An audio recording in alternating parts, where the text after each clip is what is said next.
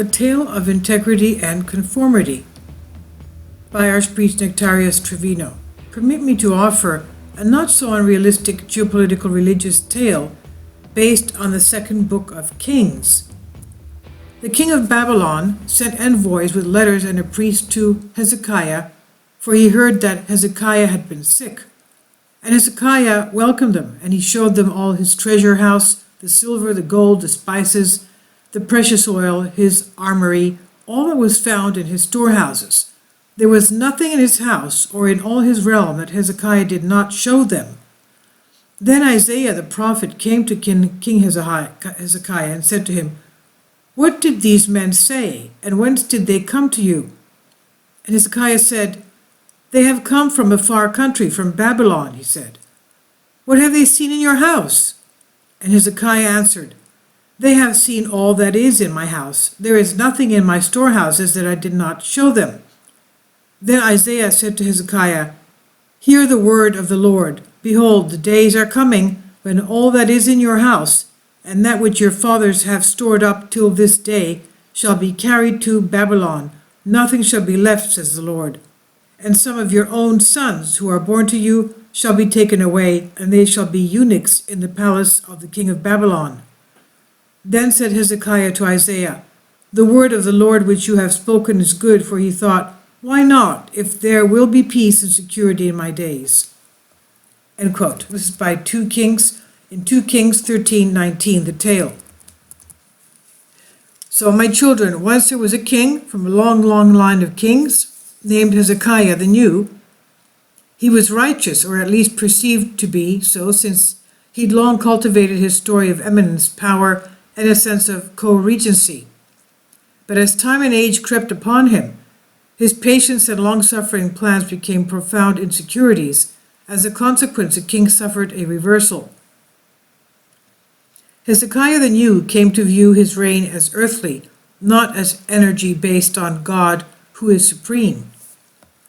Faith in the eternal kingdom suffered and was suppressed by want of earthly treasure and security. You see, Hezekiah the New's storehouses were empty.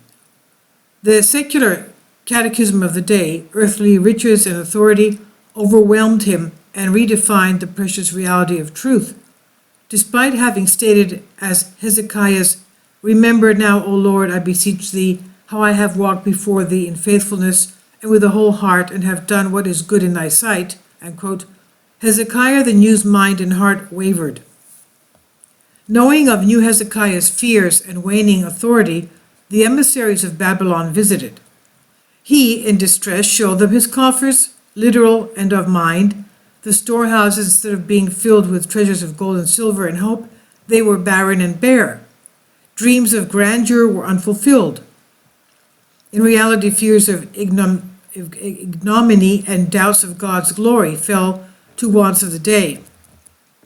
Babylon expressed mocking dismay at Hezekiah the New's kingdom was barren and insignificant. Babylon offered to fill the storehouses with treasures beyond belief. It even offered to support Hezekiah the New's adventures into new realms of power. But there was one requirement. Quote, "What is it?" Unquote, Hezekiah the New wanted to know. The Babylonian prince pretended contemplation, stroking his beard, and added, "Your faith must become our faith." And with a smooth wave of his hand added, "After all, it's not that much different." And the prince said with a smile, "It is so much more in tune with the times." Hezekiah the New's fears of ignominy and existential questions of the truth of God's glory succumbed to the desires of the day, fame and power. Given the promises and protection proffered, Hezekiah the New chose to participate in the wiles of the prince of this world. Some say Hezekiah the New wavered for just a moment, but then the treasure trove arrived. The gold and silver so brilliant, Hezekiah the New had to cover his eyes lest he be blinded. But it was too late. Brightness abounded, but darkness had touched his soul. Hezekiah the New hesitantly asked, "And what else must I do?" And the prince of Babylon responded, "All that I ask is that you support us in our adventures as we support you. Together we will grow as one. United we will change the world." The prince added a wink in confidence.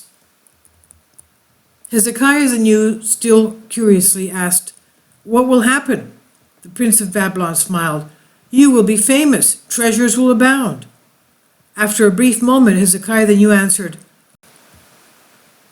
"Why not, if there will be peace and security in my days?" The prince smiled, and in departing turned to his entourage, whispering, "Did I not tell you every man has a price?" The princely minions asked, "What does this mean?" The prince smiled in his brilliance. Man lives for today, not his children, and certainly not the children yet to be born. Man lives for what he sees, not what has been or will be. It's been that way from the beginning. I know, I was there. The minions asked, "And what then did he sacrifice? Was it all about mere gold and silver?" The prince replied, "The sacrifice was twofold and deep. The first was personal, one of integrity.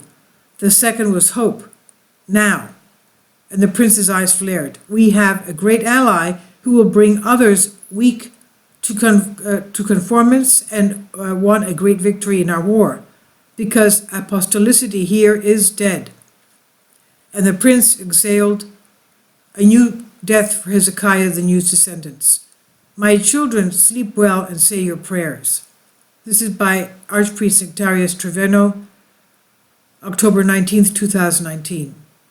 In other words, we see that Hezekiah the New basically sold his soul, the future of his children and his grandchildren, not thinking of them at all, the future generations, and he gave way to being bought by the prince of Babylon, who represented the prince of this world, who of course is the evil one.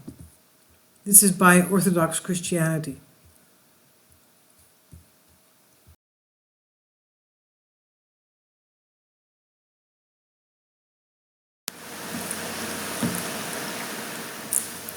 If you'd like to join me on my Patreon account, you will hear content not covered by mainstream media. These riveting stories will be based on my research, and I will state my opinions and give my personal insight on diverse and controversial subjects and world events not covered by mainstream media, and not supported by YouTube guidelines. So whatever I have on my Patreon, most of those will not be on my YouTube channel.